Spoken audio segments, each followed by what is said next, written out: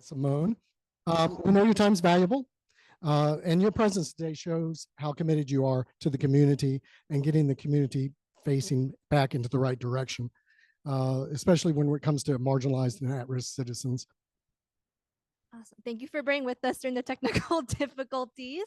But as you know, on Tuesday, September 23rd, the City Council is going to be voting on a budget that will propose really bad cuts to essential services, right? These cuts will affect our neighborhoods, our communities, our families, and yeah, the entirety of Jacksonville.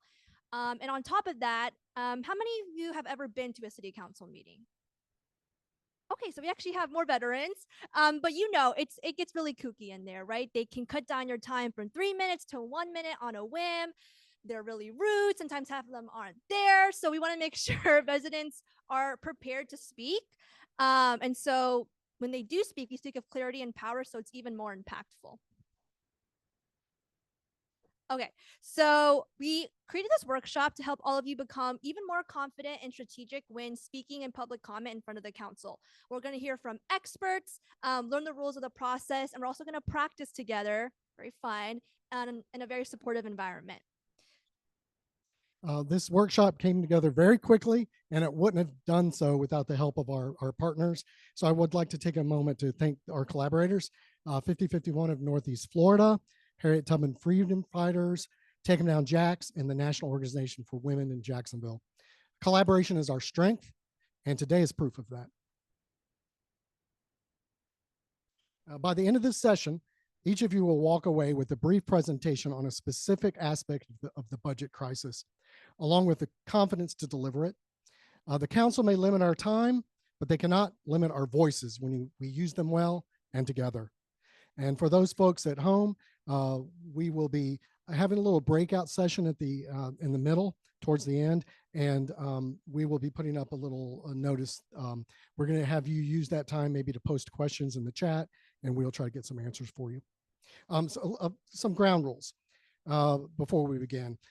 First, this workshop is being streamed so that people at home can also take advantage of the information that's being presented, as well as recorded maybe for future reference to get out. If there's anybody in the audience who is uncomfortable, your faces are not going to be shown, but there will be some time for questions. And if you're not comfortable with that, please let us know before you speak, and we can put it on mute. And speaking of questions, we have a lot to cover in a short amount of time. So I'm going to ask if you can limit your questions to the time where we specifically ask for them. There's going to be also opportunities during our break and during the breakout sessions for you to ask any one of our presenters and some of our facilitators questions. We ask that when we have these public question times, that you limit the questions to where you lack clarity on maybe some of the information being presented and things that would benefit the entire group. And if you have specific questions or concerns, that might be better brought to one of our presenters during the break time. Finally, let's be respectful of each other. Each voice here matters, and our goal is to make sure that everyone leaves with the confidence to be heard at City Council. And all right, we're going to get into the first part of today's meeting, which is the budget presentation. And so to help us understand exactly what's at stake, we invited Leslie Scott Jean Bart, who will walk us through the proposed budget and what it could mean for Jacksonville residents if it passes. Her perspective will give us a clearer picture of what's being cut and why it matters for our neighborhoods and why we should be speaking out. Ms. Bart is an attorney with more than 26 years of legal experience, focusing on personal injury, civil rights, election, nonprofit law. She is a partner at Terrell Hogan Law and a dedicated advocate for justice and community service. So as you listen to her presentation, I'd encourage you to hone in on maybe 1 to 2 points that really strike with you and resonate with you.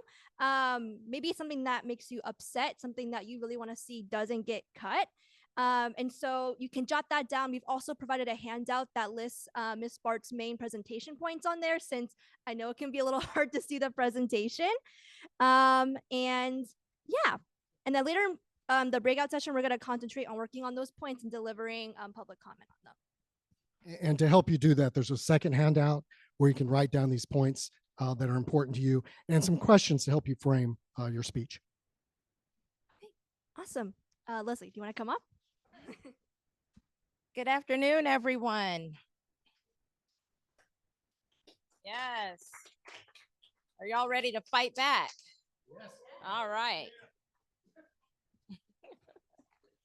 And then where did my notes get with your notes? Let me see. Yeah, there we go. Okay, folks. So the budget is huge, of course, and I'm trying to narrow it down to about 15 minutes to explain it to you.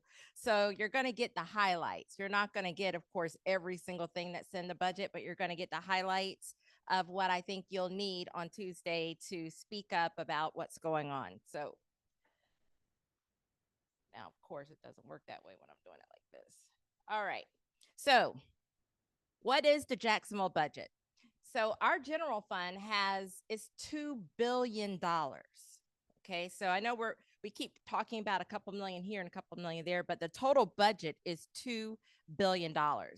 And then there's also a capital improvement plan with 87 million in it for the first year. It's a 5-year plan.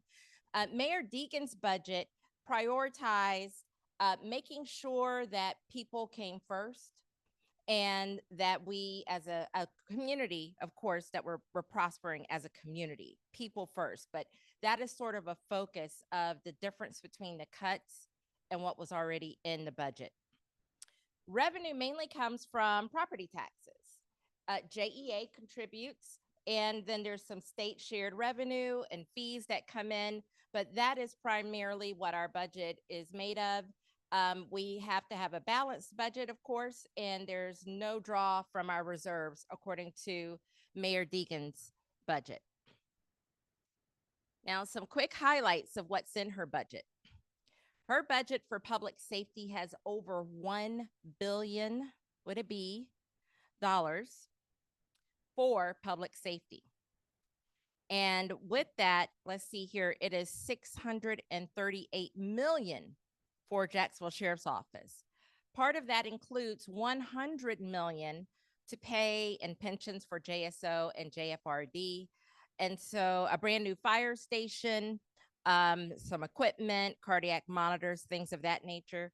Infrastructure at $51 million for resurfacing and sidewalks. That's a 64% increase. Drainage and septic tank removal. Now, we know we've been dealing with this issue for over 50 years now, but it is still a part of the budget, is still moving along.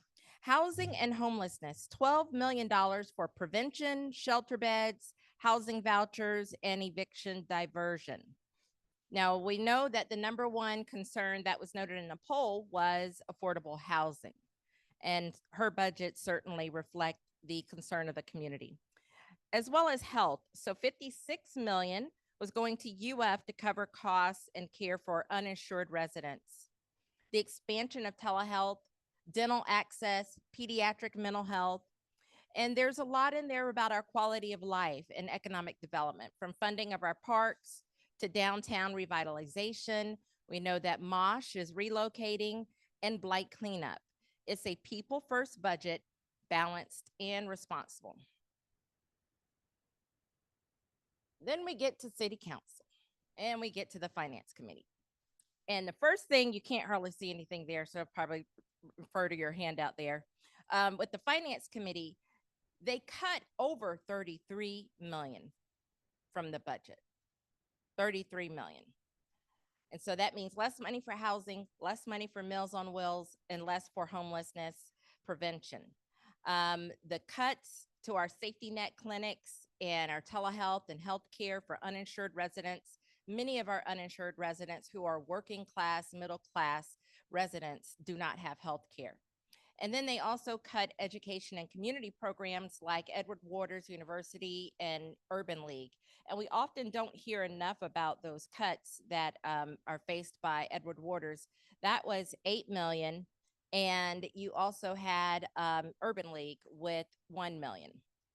So all of that was done, with the big talking point that they were doing tax cuts, this 1/8 of a mil tax cut, which sounds good. But the truth is, it's going to cost the city $13 million in lost revenue. So they cut $33 million from the budget, but the $13 million is the loss in revenue. So just a distinction between those numbers. That saves the average homeowner $18.75 a year. That's $1.50 a month. Can't even get a cup of coffee for that. That's not real relief. That's pocket change. And in exchange, we are doing away with the money for affordable housing, healthcare, human services, and our safety net. Even worse, it puts pressure on our future budgets, weakens funding for major projects, including we have a new jail that's going to be coming soon. And it's short-term politics at the expense of long-term planning. I think I probably had, let me see, go down. There we go.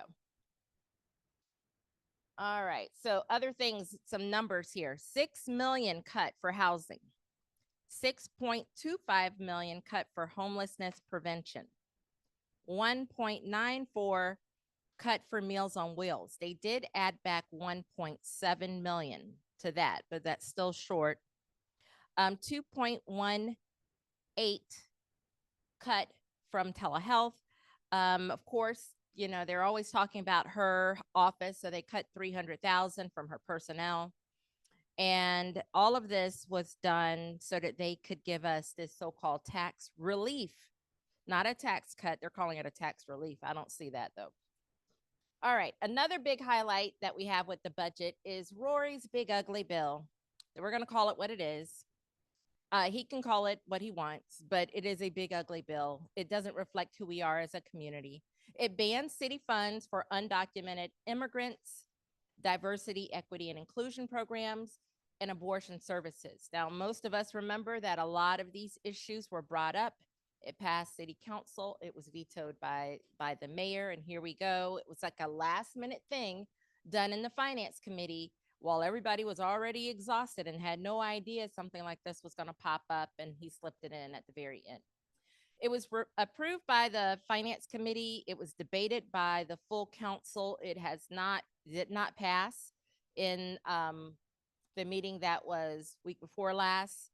And so the general counsel has informed the mayor that she can do line item vetoes, but unlike other vetoes that require 13 votes to override it, only 10 votes are required to override it, which they're going to be 10 votes to vote it in. So we'll have to see how that goes. But you could have people who are 10 votes for the budget, but not 10 votes for this provision. It's divisive, it's ideological, it's legally risky. How do you enforce something like this? And it's strictly political. It does not solve core budget issues. It doesn't have anything to do with the budget. It doesn't really save us any money, because how in the world are we actually supposed to enforce this? What is that going to cost us? That's probably going to cost us more money to try to enforce this. So it doesn't save us money at all. It is strictly political. All right, so what does this mean for us as residents? It's a small tax cut, $1.50 per month. And I'll add this in. I was at a what's called a lunch and learn for lawyers and judges, where Council President Carrico was the speaker last week. And he made a comment like, "You're lawyers. Your homes are more expensive. Your savings are going to be bigger. Add that up over time. That could be $1,000. Which kind of shows you what this is really all about, right? Right? It's not about the everyday person. They're not going to see the savings. It's those who own more property or more expensive property. Those are the individuals who are going to get a benefit from this. And I was sitting in the front row like, did you really just say that in front of me? Like I wasn't going to repeat it? Of course I am. So the cut hits vulnerable groups. And of course, we're talking about seniors, the homeless, the uninsured, and it weakens our safety net. And when you weaken the safety net, what happens is you might call yourself saving money on one end, but it's going to cost you more money on the back end. Public safety and infrastructure. So those are largely funded for now, but the cut will have damage down the road. Because here's the thing with tax cuts. Once you cut taxes, it's almost impossible to raise taxes.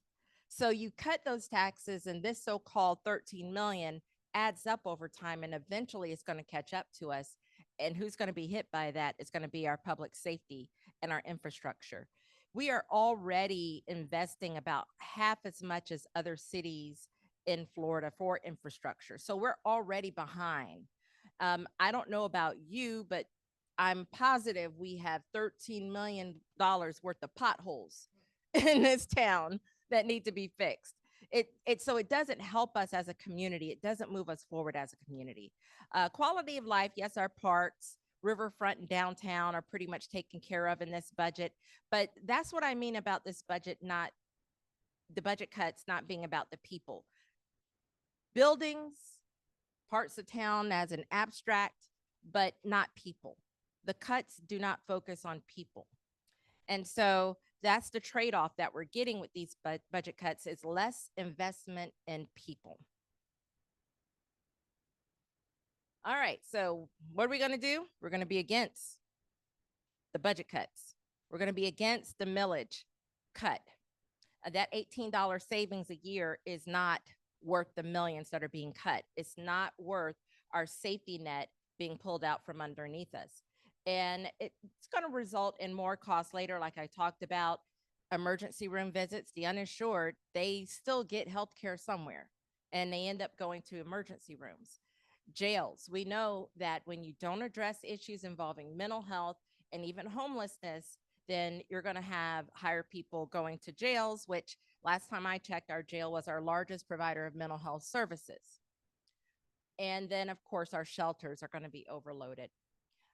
True public safety involves more than just fire and police. It involves housing and healthcare. We have to invest in people, not pennies, because those are pennies. We have to be against that so-called beautiful bill, which is about politics and not the budget. It doesn't belong in the budget. It's divisive. It's discriminatory. It targets DEI. What is that? I mean, what is like, how do we even define that anymore? You know, I mean, how many places even have DEI programs, but still are in the, right century trying to do right? They just don't have a name for it. How do you even enforce something like this? It wastes time, invites lawsuits. Costs of enforcement are going to be high if uncertain. Jacksonville needs solutions, not stunts. This is totally a political stunt. And here we also have the donor class, the people with the big money who give to campaigns, businesses, nonprofits, fire, and police are all against this millage cut. So who is for it? The governor. All of this is being done for one person who doesn't even vote for these individuals. Because no major class or group in Jacksonville is in favor of this millage cut. I don't know if some of you may have seen an article recently by A.G. Gankarski with Florida Politics, where former Mayor John Payton was texting these council members, and he was going in pretty hard on them. Like, this is gonna burn you when you run for something again. This is not what you should be doing. This isn't right. And so it really isn't even a red-blue issue. It's not a Democrat-Republican issue. It's a common sense issue. And it's also about, are you going to just play games for political gain so that maybe, I don't know, DeSantis endorses you when you run for something again? I don't know. But that's the only benefit that they get out of this. They know it will not benefit us. Maybe they're developer friends. Maybe it benefits them. So some suggested talking points, and I know you can't see all of those. It's a false choice. Cuts cost more later. Public safety is more than police and fire. The mayor's budget was balanced and responsible. There's a saying that budgets reflect who you are as a community, and her budget reflected who we are as a community. The cuts that the council made do not reflect who we are as a community. Most of us in here are people who may have health care. We have homes to go to. We have all the things that we need. But the truth is, Jacksonville actually cares about our neighbors. We care about community. And we care more about community than $18.70 or whatever it is. Politics don't belong in the budget. And Jacksonville, let me see if I can actually see what I've got here at the bottom. Did I write them down? Yeah. Jacksonville deserves solutions, not stunts, because these are all political stunts. And I'm going to tell you a little something extra that I didn't put in the presentation, but it's confirmed to be true. If some of you may have heard when I was at council about a month ago, I brought up, if you've seen President Kiriko talk, he talks about how government cannot solve all the problems in a community. The private sector must step up to solve the problems in the community. Nonprofits can't expect governments to fund them. Well, guess what, folks? Do you know where he works? Boys and Girls Club of Northeast Florida. Guess how much money they receive from our city budget? Y'all ready for it? $12 million. $12 million. I confirmed it with the Kids Hope Alliance executive director. I have the paperwork showing the schedule of contracts. $12 million. Someone is actually stating that the government has no place in funding nonprofits while his organization is almost receiving like 25% of the Kids Hope Alliance budget. That's a lot of money. Yes.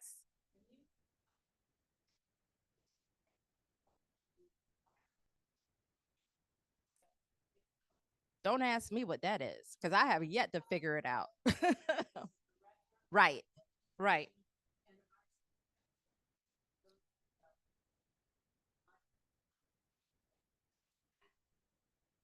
right. So one of the things that they call themselves doing is they recuse themselves when the votes come up, right? And then they say, I didn't actually vote on it. I recuse myself so I don't have a conflict. But as a community, I think we need to start looking at the fact that so many council members have these conflicts. So many of them work for these nonprofits that all of a sudden start getting a lot of money. And another thing I'm going to tell you, because when I start digging, I keep digging, and you can find this on your own. You can pull up their 990s for Boys and Girls Club. Pull them up, ProPublica, pull it up. You could get it. You can get before, because Terrence Freeman worked for them when he was on council, and then Kevin Carrico. Before, they were like their revenue was like 9 million. Kevin Carrico said during the luncheon this past week that their revenue is 31 million. Okay. We all know when even Jacoby Pittman got on council, we all remember there was, I can't remember the exact dollar amount now, but there were millions that came to Clara White. And, you know, you then had, there was some emergency money that could be given out, some quick grants that could be given out. I want to say it was CARES Act money, COVID money, and a bunch of the council members put in their own organizations. And it wasn't competitive because nobody else knew about it. So they put in. Yeah. And so we've got to start holding them accountable for these things. They're doing these things right in our face and expecting us not to know. It took a lot for me to get that $12 million number, because if you try to look in the city budget, you're not going to see them. Before I'd look in a budget, it would be like a line item for 100,000. And I was like, I thought it was more than that, you know? And then someone said Kids Hope Alliance. So then I went over there, and on their website, all I could see was that it was more than 3 million. Well, there are a lot of numbers above 3 million. So then I went to their board meeting and said, why can't I know exactly how much our council president is receiving from the city of Jacksonville? That should be highlighted in bold, and it should be available for anybody to see. And miraculously, that's when I found out what the number was. Yes. Mm-hmm.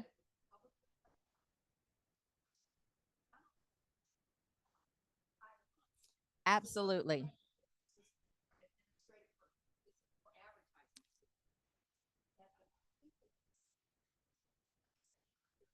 Yeah.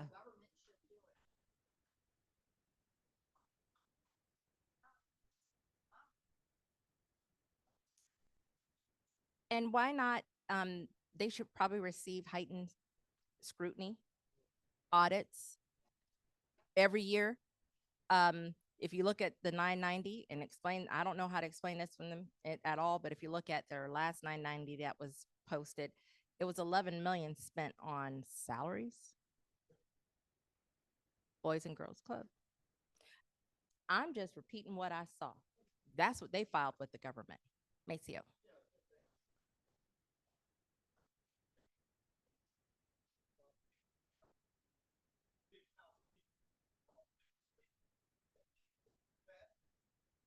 Yeah, we should.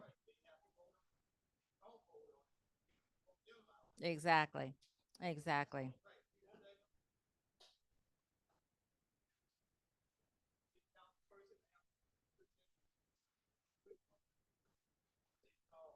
Right.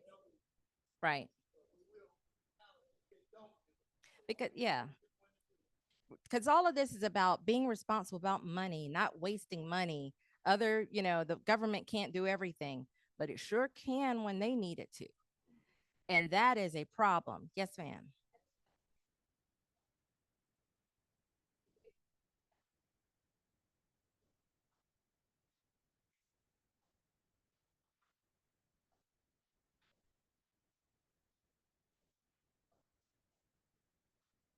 And but let me tell you, like if you look in Jacksonville's budget, you won't see Boys and Girls Club. You'll see Kids Hope Alliance. And then you go into Kids Hope Alliance budget and you'll see more like categories of what they're spending money on and not necessarily the people. So it took a lot and it took me like ruffling a lot of feathers to get that information. And they did say that they were going to be work on trying to be more transparent, but where else is money hiding? Kids Hope Alliance. Yes.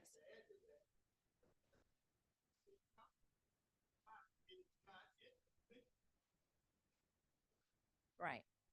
Because what he'll do is he will recuse him. They'll pull out the Kids Hope Alliance part of the budget so he can recuse himself.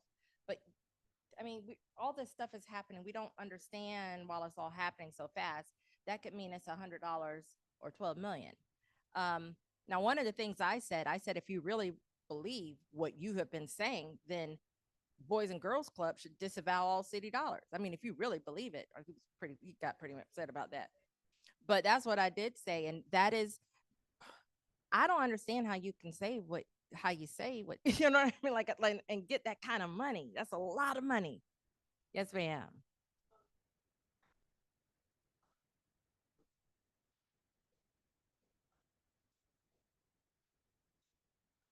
Mm-hmm.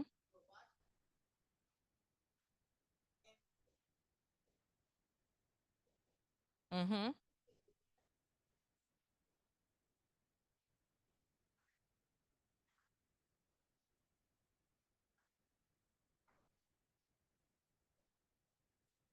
Mm-hmm. Right.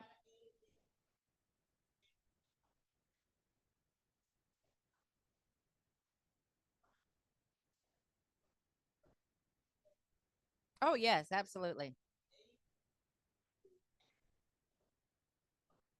Right.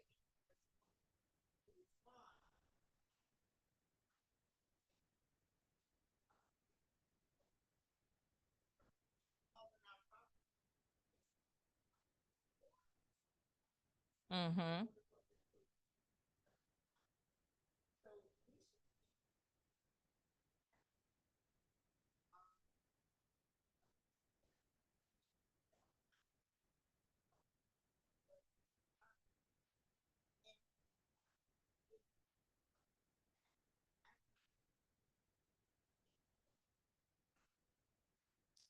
And it's about what their priorities are compared to what our priorities are. Their priorities tend to be for themselves. Rory Diamond likes dogs, so he wanted increased funding for the animal shelter.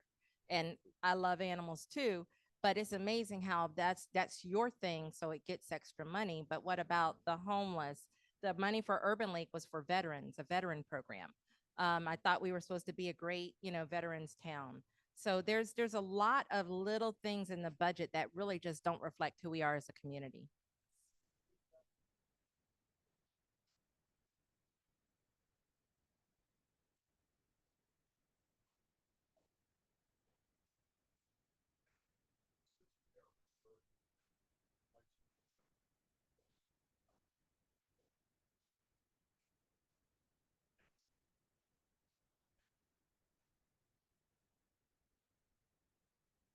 Absolutely. I've got the schedule of contracts if you need it.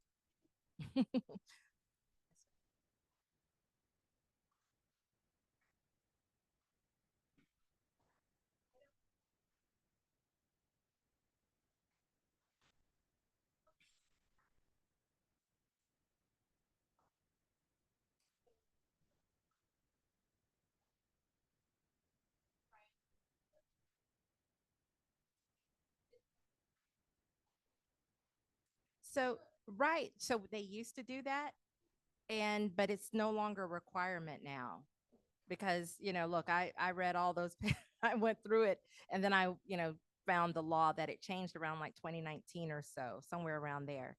But there's some audits on there. So I was able to see they get a lot of federal money too, millions in federal money. But it was, yeah, right. But I couldn't see kids. I couldn't find that Kids Hope Alliance money, but they have plenty federal money as well, and state, federal, state, city. It's a lot of money. Yep. Thank you. You're welcome.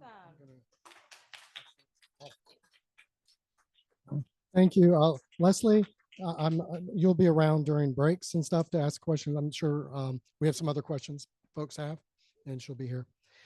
So we've just heard from Leslie what's at stake with this budget. And now we're going to hear from two community activists who know how to be bulldogs and go after and to actually be heard by city council and the community. They're going to give us a clear description of what to expect when you go to a city council meeting and some tips on how to be effective. First, we have Rosemary Osborne McCoy,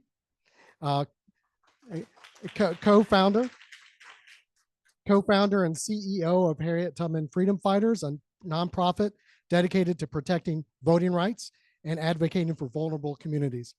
She's been a central figure in the campaign to pass Florida's Amendment 4, which restored voting rights for more than 1 million citizens with felony convictions who had completed their sentences. She has stood as a plaintiff in lawsuits challenging restrictive voting laws and racially gerrymandered city council districts where neighborhoods are left without resources, residents disengaged from the political process, and voices silenced. Also with today is Wells Todd, a retired mental health counselor and a tenacious community leader whose advocacy in Jacksonville has repeatedly shown what it looks like to stand up for our shared dignity. Wells is a member of Take 'Em Down Jacks, the movement that pushed for the removal or that pushes for the removal of Confederate monuments in our city. He has also been a leader in Veterans for Peace and the Brentwood 300 movement, where residents are demanding accountability and action after the city bypassed zoning and notice requirements to cite a morgue in the community. His activism is grounded in equity, healing, and public memory. Time and again, our speakers come before City Council, not only raising uncomfortable truths, but speaking with clarity, persistence, and conviction, even when many hope the status quo would remain unchallenged. So we're gonna, I think Todd is gonna start with some logistics on what to expect, and Rosemary will come up and give us some tips. Thank you, Mark. I want to first thank Leslie for working with the Metro Gardens Neighborhood Association regarding the medical examiner's office and morgue.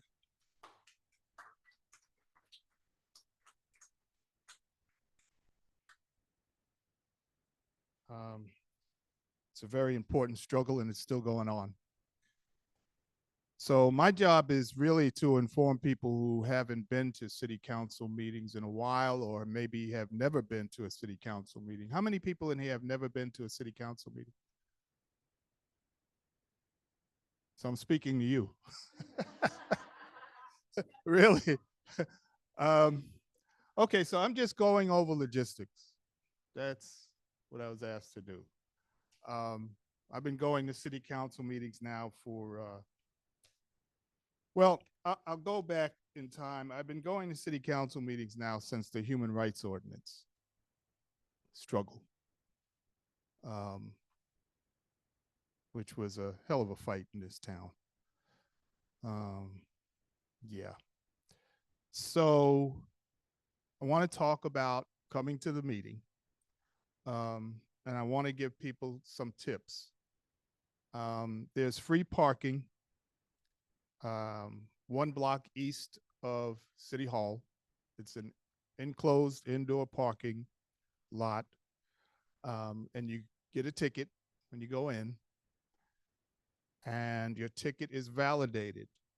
You get your ticket validated at the city council meeting.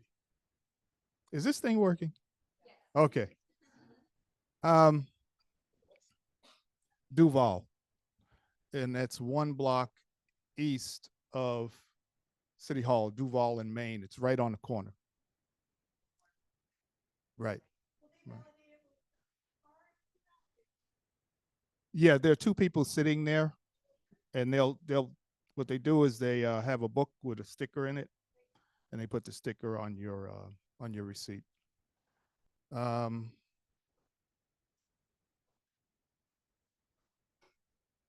Yeah.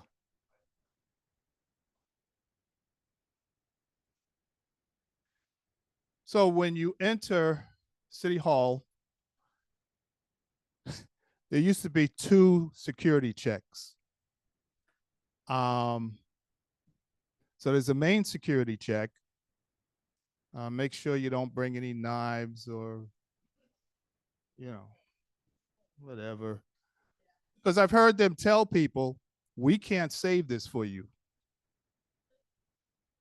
Really? What are you going to do with it? Throw it in the garbage? And that happened because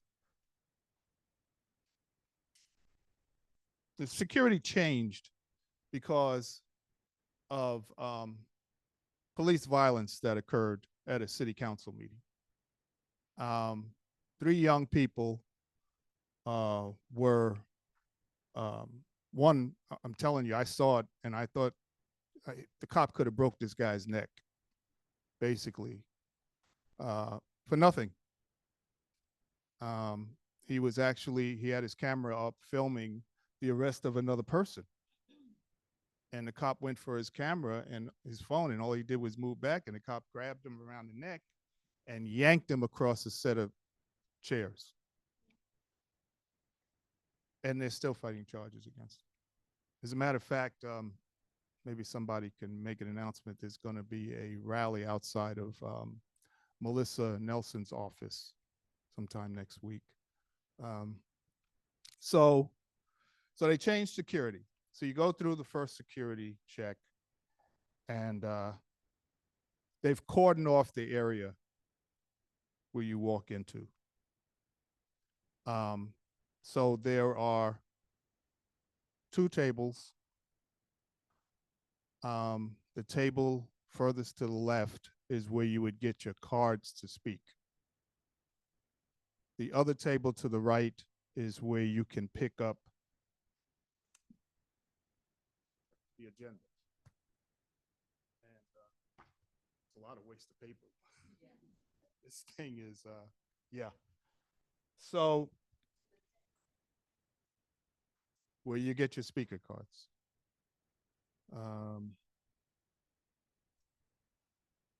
So there are 2 different color cards. The green card is for public comment, which is the one I love to fill out. Because the public comment card allows you to talk about anything you want. Corruption, exploitation, the fact that the city council truly is not working for the people, but they're working for the rich, and you can really go after them. The second card is a blue card, and that blue card is specifically for legislative items. And there are numbers next to each item that they're going to vote on. And you fill out that blue card and you put the number of the item on there that they're going to discuss that night. Now, there's a trick, because you can speak twice. You can fill out a public comment card, and then you can fill out as many cards as you want for as many as many legislative points that you want to speak on. And there is somebody who does that. And one night, I think he spoke 4 times.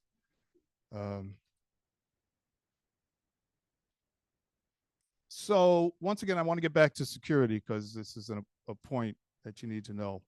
The cordon off area, if you leave that area, you have to be checked again by security to get back in the chamber. So if you want to get a soda or some chips or something, or use the bathroom, when you come back, there's somebody sitting there with a wand, and they're going to warn you. All right? Like as if your gun is in the bathroom, like the Godfather, you know. So that's a security check.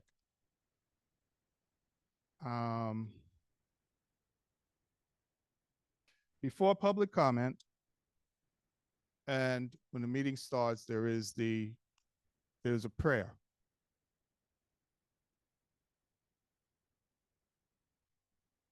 I've never heard a Muslim person be allowed to pray, or a Jewish person be allowed to pray. It's kind of chilling, you know. It's kind of like setting a tone. And the Pledge of Allegiance. I sit outside for both. So before comment starts, there is a quasi-judicial ordinance period where they rattle off numbers of things and vote. I can tell you there are more rezoning issues in this thing. It's part of the problem, and it's part of the problem with the morgue and medical examiner's office. It's rezoning. Now, the time allotted for speaking, you're supposed to get 3 minutes, right? But the city council only now allows 90 minutes for public comment. So here's the trick. Get there early, because cards can be filled out. And let me get back here. This city council meeting Tuesday is going to start at 3 o'clock. Okay? Because of the budget. And I don't know if they've made that an announcement to the city. They normally don't do, they just start meetings when they want to start them, but this is going to start at 3 o'clock. And I think the ending time for filling out a card is at 4.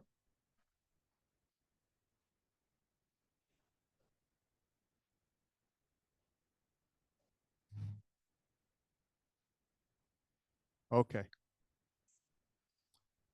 But get there early, because what happens is as more cards trickle in, they shorten your time. So maybe the first 10 people get 3 minutes. And then they come in with a bunch of cards.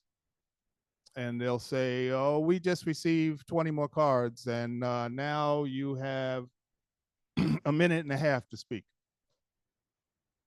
And I've been to some of these meetings, and it's cut down to 90 seconds.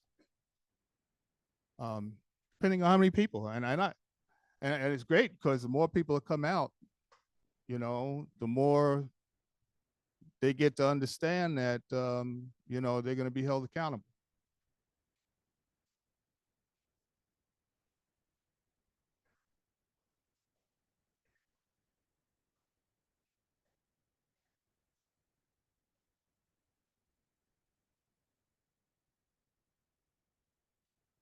You know, they're supposed to, they should have something, but I don't know if there's one. Maceo?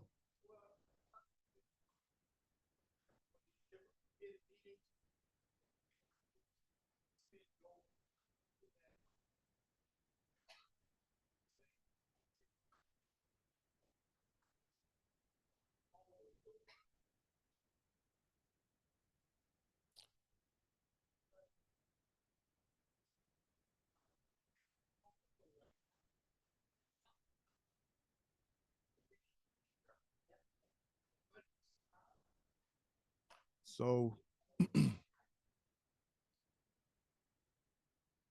so they cut your time down because they're not going to allot any more than 90 minutes, which is something we should be complaining about and fighting for a longer period of time. Okay, so let me run this by you guys because we're talking about our constitutional rights. They tell you not to call out the name of a city councilman, but people do. So you take your chance. I've done it.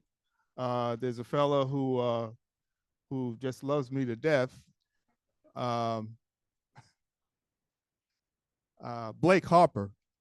And Blake Harper gets up, he'll call out their names and say, it's my constitutional right, blah, blah, blah, blah, blah. Yeah. So if you go to school board meetings, they call them out. And I think that's what needs to be started because I'm going to call out Roy Diamond. You know, I mean, period.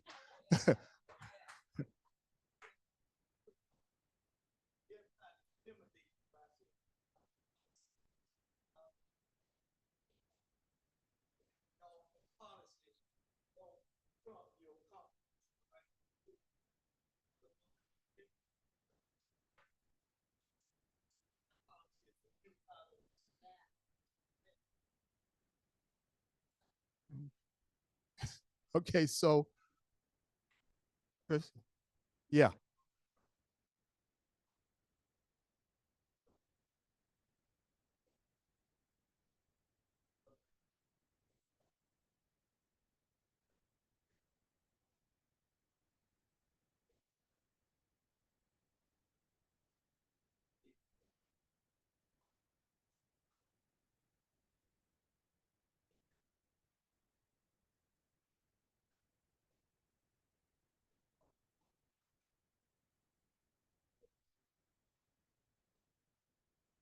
Right.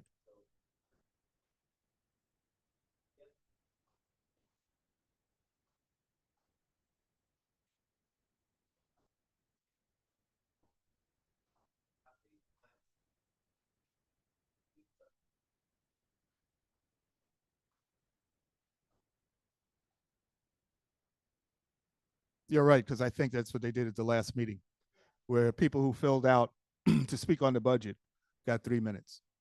So that's what we all should do. We should fill out both cards. Yeah. Right. Right. So before public comment starts, one of the city council meeting members reads out the rules about public comment. No clapping, no sign waving, no finger snapping, no it's in here. It's in here what they tell you you can't do.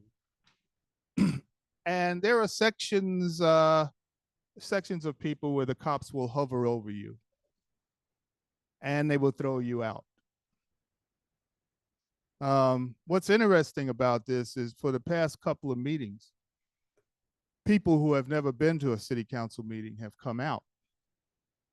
And at the beginning of the meeting, they have, ceremonial stuff, somebody's retiring, so they give them, plaque or whatever, and they clap, right? They clap. So the people who have never been to a meeting, when somebody gets up and makes a point, they started clapping. That's your constitution, right? And they would say, well, you can't, there's a rule. There's a rule. And there's no clapping. And people say, well, we clapped it before, So these are issues that we need to really start to protest in these meetings. So that's kind of the overview of getting in, getting your card validated for parking. Um, because I want to tell you, this particular meeting, if you park on a meter, you're going to be coming in and out until 6 o'clock because the meters are only 2 hours. So I would suggest you park in that parking lot and get your card validated.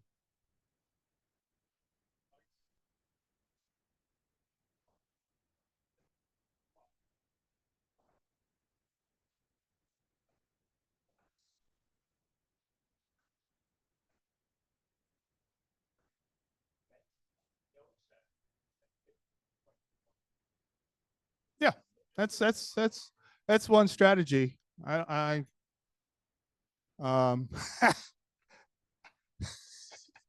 I don't use it, but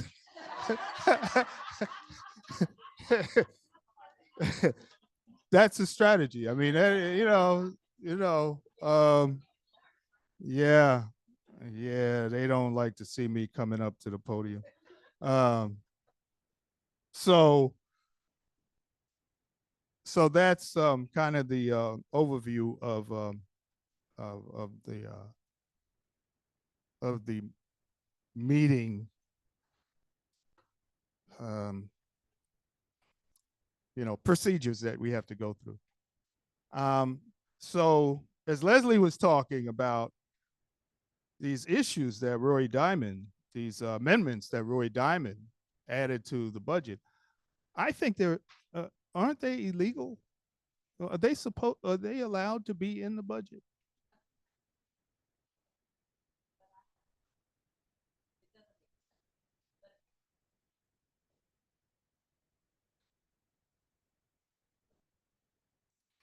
Okay. So these are his three amendments, as Leslie pointed out. A ban on taxpayer funding for people living in Jacksonville who are illegal.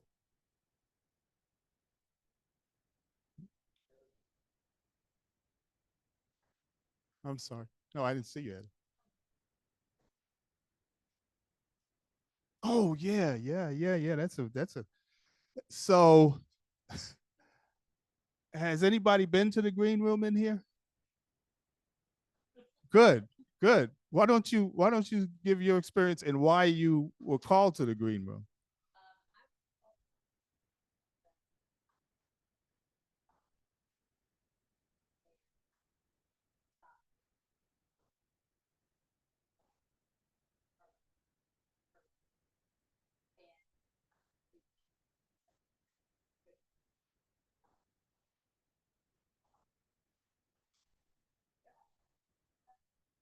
Mm-hmm. Mm-hmm.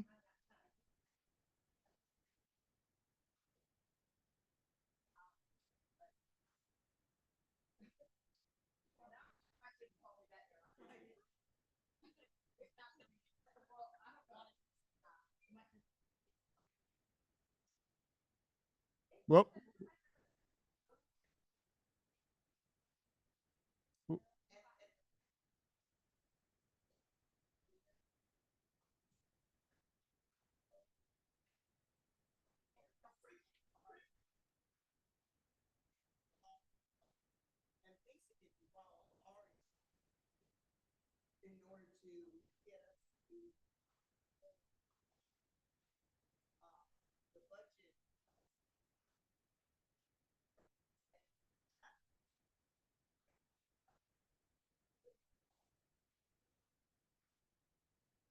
mm-hmm.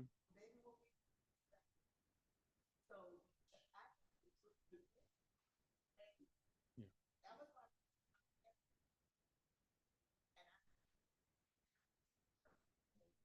Mm-hmm.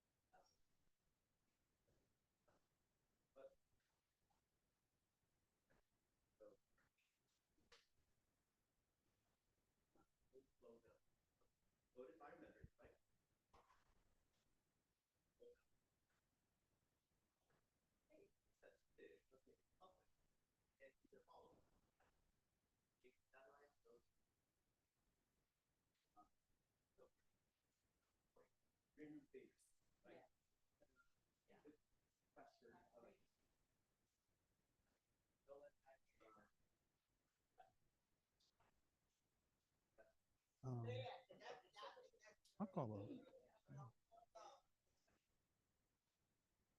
her. What I want to say about the green room, they've never asked me to go to the green room.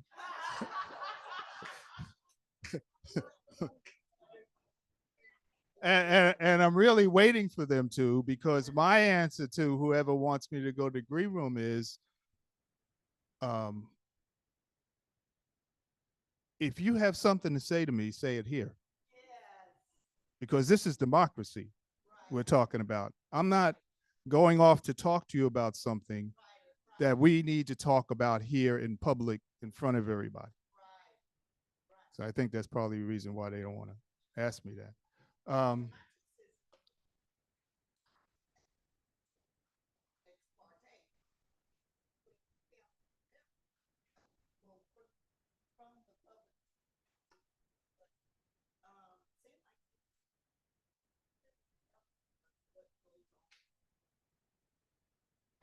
Right, right. Exactly, exactly.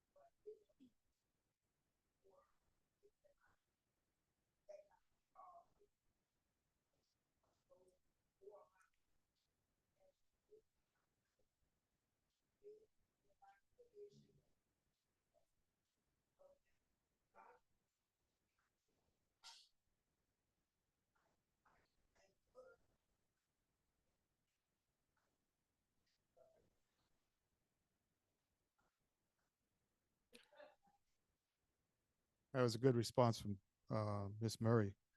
Um, so they're saying, he's saying, Rory Diamond from the Beaches, um, that no tax money should be used to fund people who are illegally in the country. Um, First of all, no tax money is being used to fund people. As a matter of fact, and I spoke on this one night when somebody got up and said we spending tax money. The people who are here are paying more taxes than the billionaire class, and they can't use the services. So that is, I think, something that somebody might want to bring up when you're speaking. The second point is ban on taxpayer funding for diversity, equity, and inclusion. I want to say something about DEI because there's a letter missed out there, and that's the A. And nobody ever talks about the A. So what is the A? It's accessibility for people with physical disability, which is federally mandated. But he don't want to talk about that. And in this program, and in this, it says, pursuant to the American with Disabilities Act, accommodations for persons with disabilities are available upon request. He wants to do away with that? Is that what he wants to do? Along with the DEI? Which what? Benefits everybody. Men, women, children, white, black, Asian, Hispanic, doesn't make a difference.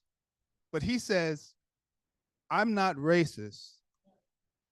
but I don't see favoring one group of people over the other.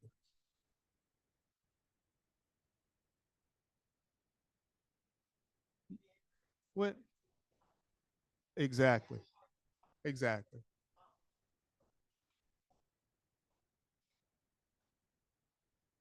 It's like affirmative action. White women benefited from affirmative action, but in DEI, and it's painted to be something for Black people who don't deserve it, who are lazy, who don't want to work, on and on and on. So we need to challenge him on that. And his last big amendment is a ban on taxpayer money for abortion and abortion-related services as defined by Florida statute. Really? So he's attacking women. All women. Wants to deny women their health services. These three items must be confronted and attacked at this meeting. To the point where Roy Diamond will leave his seat, which he always does, and goes to the green room and watches us on the screen in the green room. Because that's what he does. And while he's in there, he is on X doing his thing. Okay? So this is what I'm saying is a point, because the other thing here is this. Here's the deal. Roy Diamond has placed these three items in the budget in hopes that they can't pass the budget, because then it's turned over to that skunk in Tallahassee, the governor. And then they take control of Jacksonville. And all of this needs to be made clear, public. It must be made clear that this is an attack on the working class, and all of us in here are part of the working class. I don't care what you are.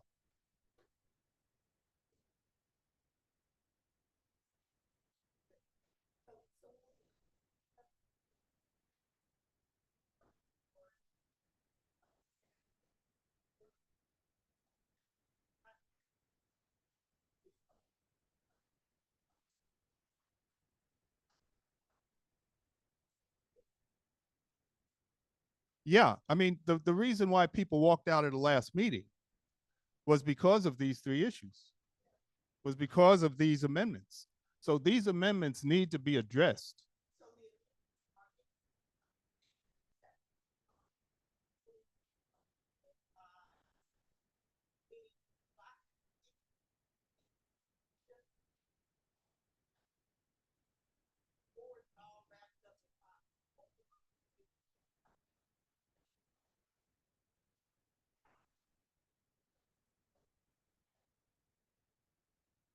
That's a good question. Go ahead.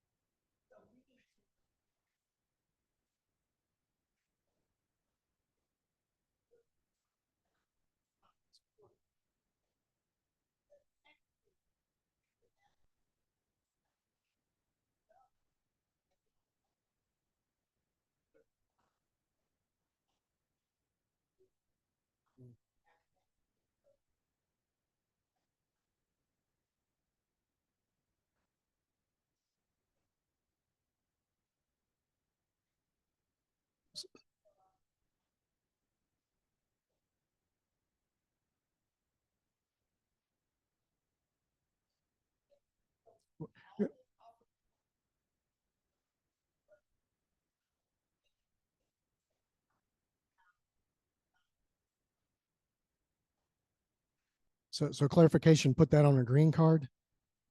For, so put the blue card for, okay. Right, right.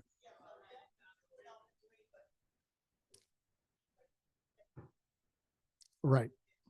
Okay. All right. Well, we're going to move on to Rosemary. If you could come up and give some tips on what you found to be productive.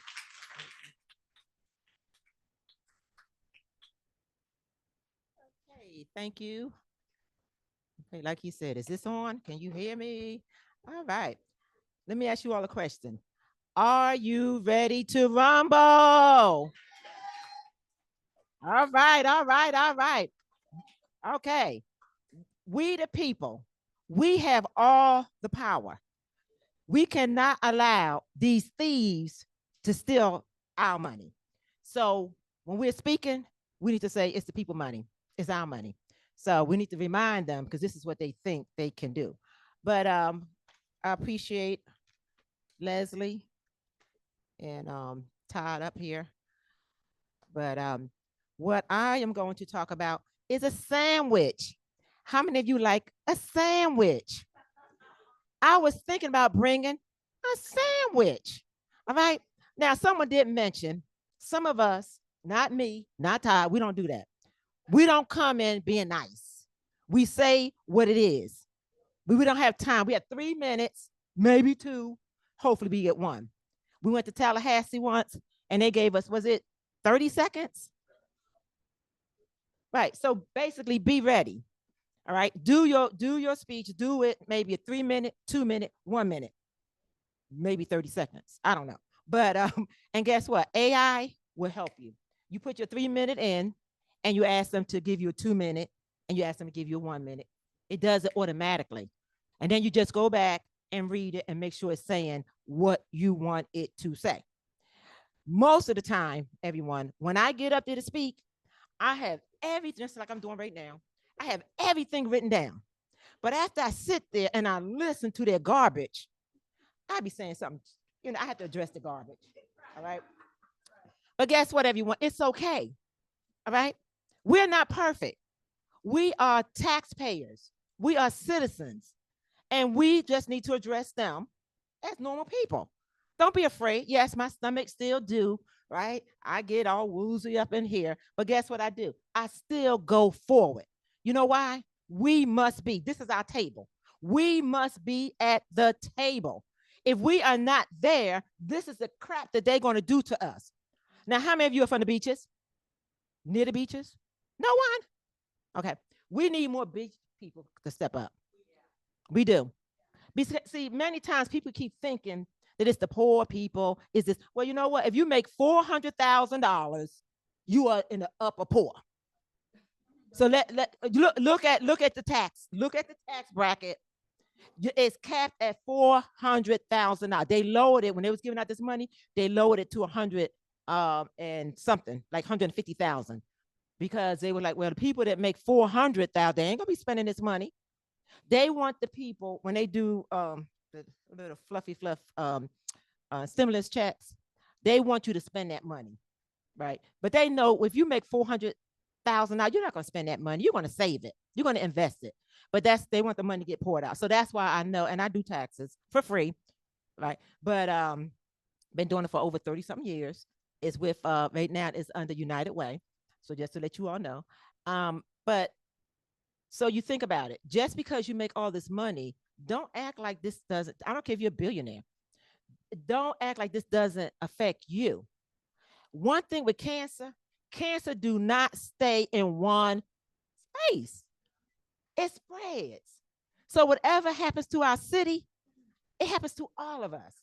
And we need to get out and talk to our neighbors, right? I know I'm talking about city council stuff, but this is how you have to do it in order to get our word out, in order to get more people to come out. Because Todd has said everything, so I can't say too much.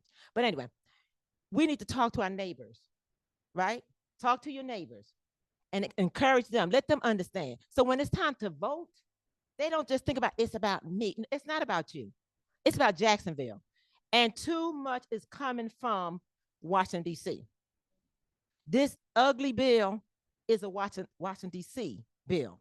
So we want to make certain that we call it for what we see it as big, ugly bill. Now, I know Todd said something about what we can and cannot do. What I'm saying is we don't want to get kicked out. Ben Frazier, twice, right? At least that I know of, and I was there for two. He may have been, but when you don't stop, they're going to drag you out. So when your time is up, stop. So a lot of times what I do, I try to get what I believe is the most important issue that I want to speak on. I'll say it up front. So in your sandwich, you can say that up front, and then you can come back to everything else. So one things that we definitely want to say is we want to say no to the millage, and we want to say no to Diamond Great Ugly Bill. If you say that first, it's out. And then you can go back and do the dance and the twist and the stomp, right? So sometimes you want to say thank them for whatever you believe they done. So you might say, well, you know what? We want to thank you for Meals on Wheel that you did put some of the money back. But can you go ahead and put all of it back and maybe add a little bit more? And, you want to address them. Like they said, they don't want you to say their name, but you say the author of the bill, right? So you say that, we want to punch them in the face, all right? That's really what we want to do. We want to get up there and we want to do what everyone do. But one thing we definitely want to do, show our power. So we need all of us, right? Everyone. And one of the things that I'm going to do is I'm going to do biblical on them. I'm going to use the word of God on them. I am going to talk about Jesus because Jesus was an immigrant. Jesus had to leave. His family had to leave the Roman area, and he went to Egypt because his family went to Egypt because they were trying to do what? Murder the firstborn. Is that not what's going on with the immigrants? So if you want to tell me that you are a believer, then this is what you need to believe. So we need to hit them right below the belt and don't care. If they have a bloody nose, do not care because they don't care about us and we are not going to care about them. So we're going to go in there fighting, all right? This is time to fight. It's not time to bow down. We see what's going on. Right now, we have to be careful because we don't know who's going to shoot us. They are trying to pass a law here in the state of Florida with open carry. You see? So as soon as you say one thing to someone, now what? Yes.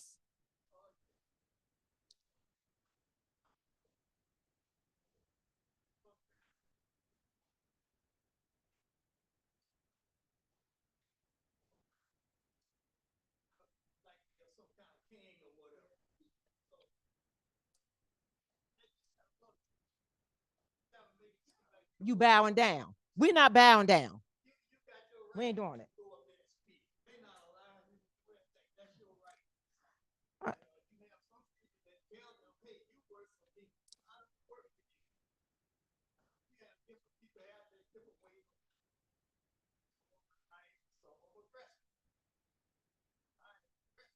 Assertive. We use the word assertive.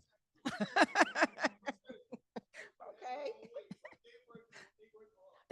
It's our tax dollars. It's our tax dollars. And when you look, you'll see how much of our tax dollars do they get. And guess what? I think, is it 9 of them are multi-billionaires? I think it's 9, right? So you're speaking to the wealthy folks, the rich people. So your sandwich is you can come in, if you like, with a positive opening. That's up to you, right? You want to say, because they don't allow you to do all this here, good evening, council president. You have to get up there and say, my name is Rosemary McCoy, zip 32210. My address is on file. That's what you have to say. Because as soon as you try to go, hi, right? They try to stop you, from saying anything until you say that. So you must say, my name is Rosemary McCoy, zip code 32210, and my address is on file. Mm-hmm. Give your address.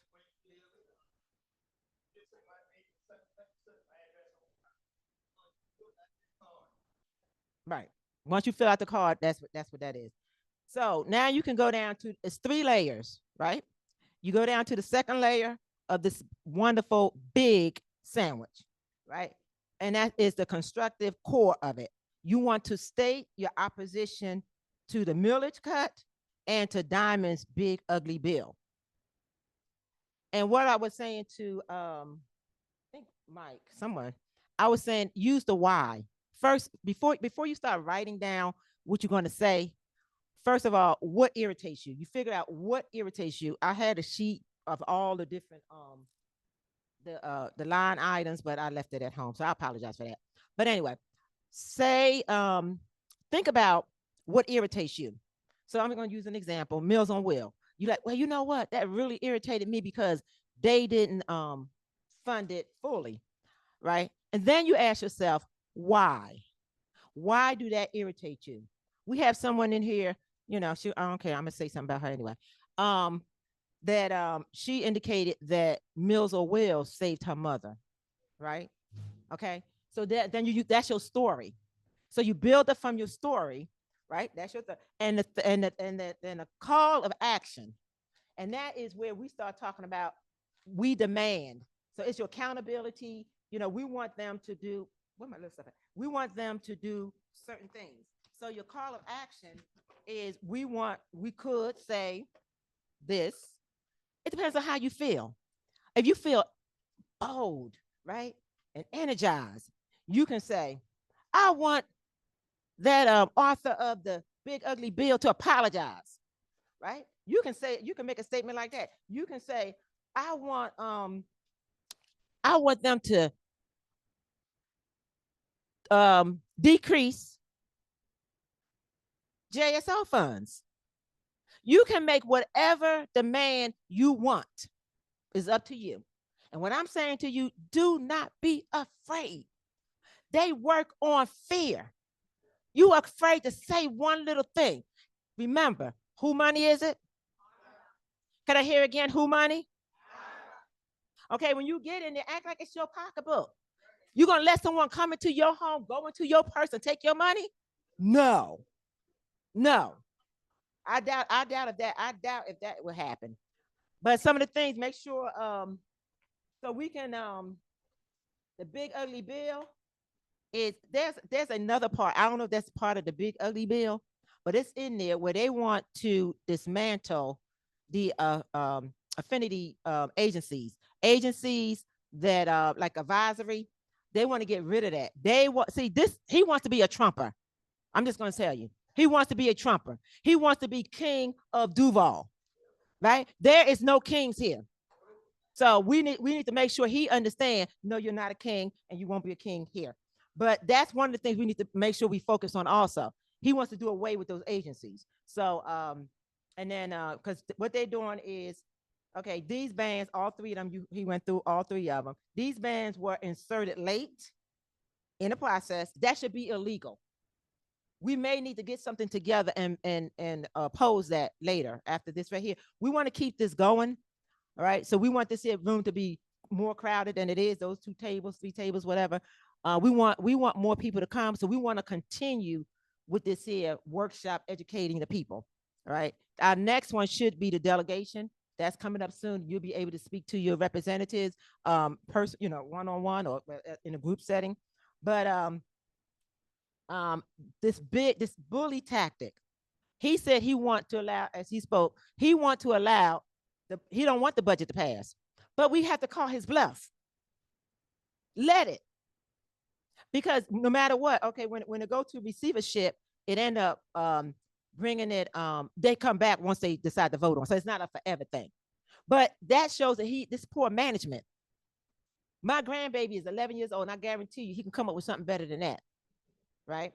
So basically, I believe, and someone tell me, do you think I'm wrong to call his bluff?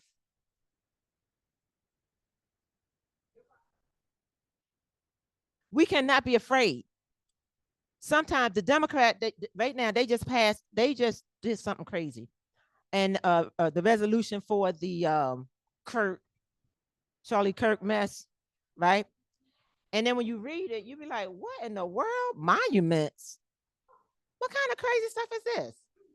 Because of what? Fear. You know, I apologize because my ancestors were enslaved people. I am a descendant of enslaved people. And when I think about all that's going on, that's where my mind goes. I have to take my mind back, because if you did it before, you do it again. Right. So that's why this is what my mind is always like. But one of the things I pray that everybody understand, right? My organization called Harriet Tubman Freedom Fighters. And if you know Harriet Tubman, you'll know that John Brown was a white man, and he and his sons were executed because they fought for us. The Underground Railroad would not have happened if it wasn't for white folks. You understand? So I want you all to understand, they tried to divide us, but we have been working together forever. Come on now, let's continue, right? So when I talk about certain things, you know, and this is what we need to also start saying. You want to dismantle DEI? I want to know, how can you dismantle white DEI? Let's put it on the table. Let's start speaking out. See, when we start, wait a minute, well, because just like someone mentioned, affirmative action, right? Because guess what? Okay, I can go to a job, an organization, it's all white people there. Is that DEI? I mean, how are you gonna monitor this thing? So right. But I think that we start saying, tell me how you're gonna monitor white DEI. Someone mentioned earlier, white women, affirmative action, and also let's say the whole thing out: diversity, equity, inclusion, and accessibility. Let's say the whole thing, because when you say DEI, people don't know what that is. So let's start saying it all the way out, right? But we all should benefit. We are Americans, and we all should benefit. When you go in there with power, go in there understanding what the cause is. We don't want to be divided. I don't want you all to be shooting at me, and I don't want to shoot at you either, right? So I don't want you lynching me, and I don't want to lynch you, right? So let's go in there as a group. The more, I know y'all might get tired of me saying this here, but we need more white folks. We do. We need people from the beaches, right? And when they start seeing white and black together, whoo, Latinos together, oh my God. If we go in there and we sit with one another, don't be sitting, you pocket over there, let's sit together, right? And Harriet Tubman Freedom Fighter, we're going to give away these nice, wonderful shirts.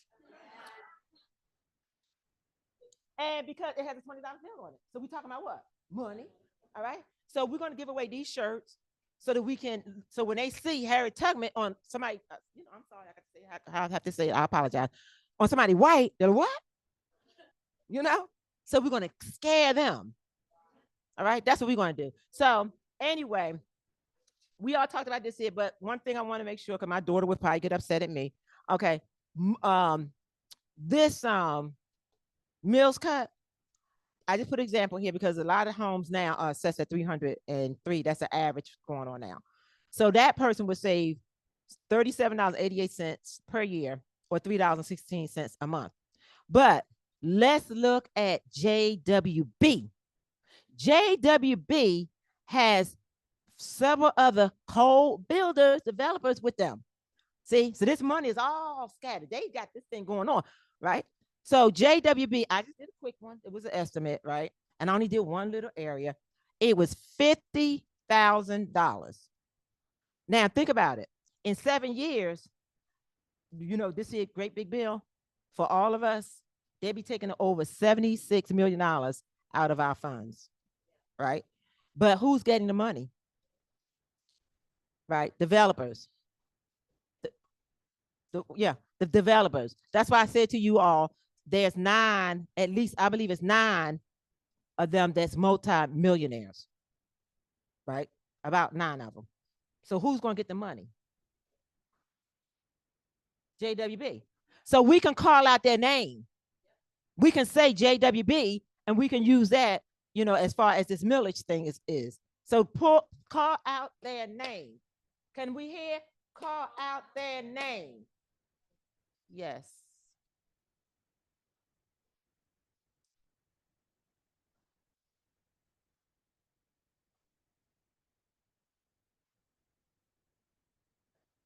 Okay. Right.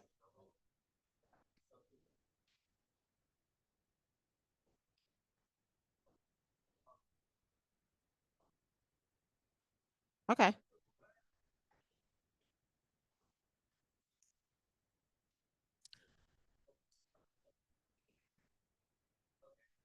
And then we're gonna do the big ugly bill. All right. The big ugly. So basically, since Christian came up with all that there, and he have a copy at his office, if you can just put those things down, and then we can use a half sheet or whatever, and we can pass it out so that we can all be saying the same language.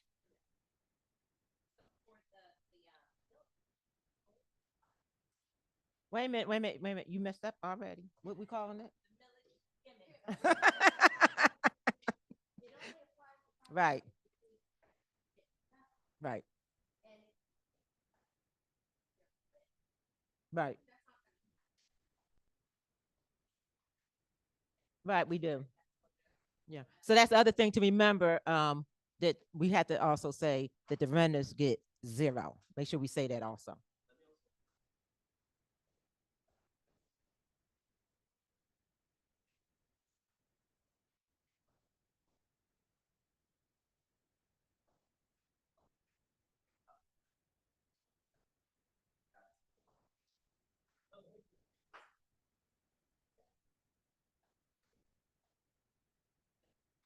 But go ahead, sir. No, no, there's no proper name, but anyway, it's called the Big Beautiful Bill. Huh? Oh, I thought he was talking about what okay,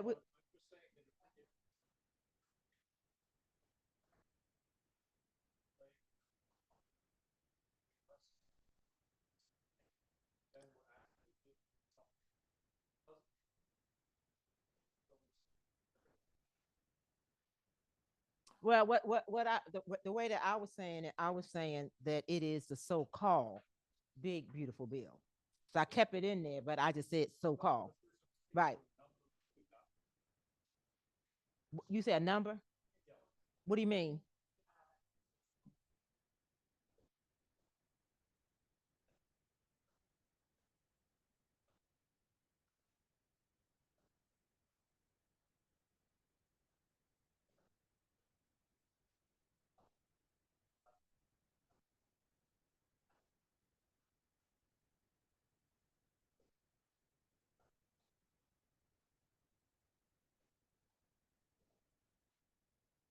Okay, so that's what you were saying. Is there a number for it? No. A reference to it? No. Okay. But that is all. But yeah, let's just remember those things as far as the renters get 0, and we have to remember that it's a long-term consequence if we allow them to pass whatever it is. But thank you so very much.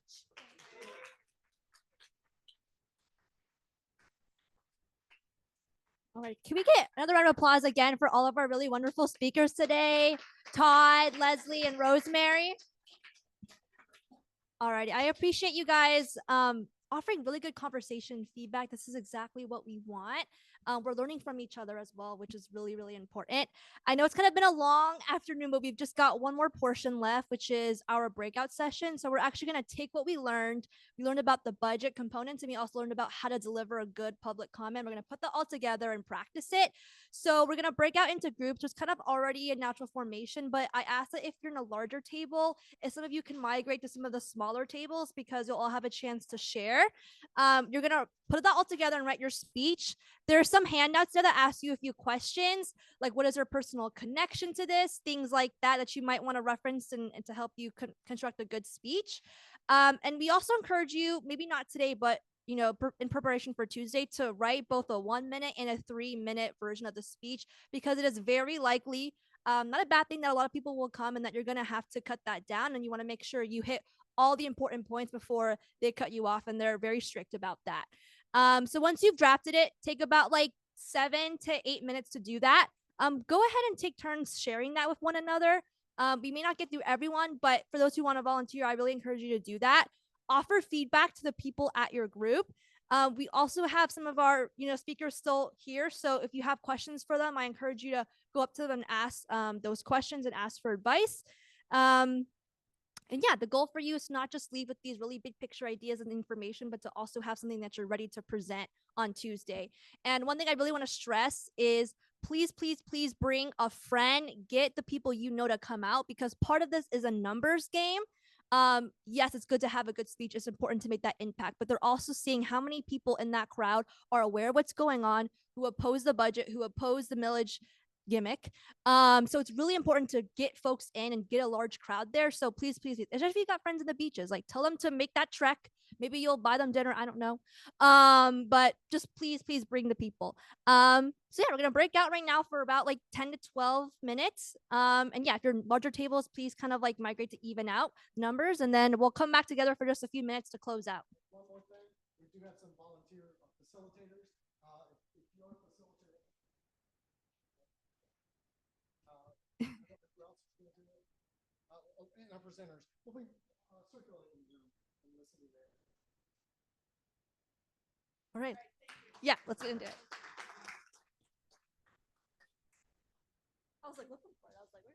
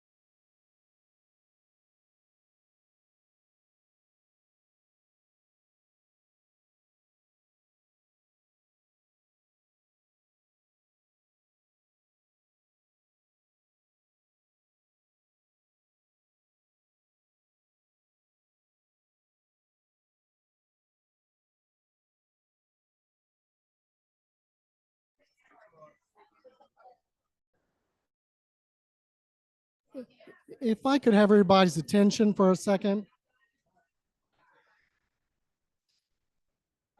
Hello. Everybody could I have your attention for just a second. We're going to close our presentation, but what you're doing right now is exactly why we had this meeting. So we're going to let you talk, do what you need until 4:30. We have to be out of here by then.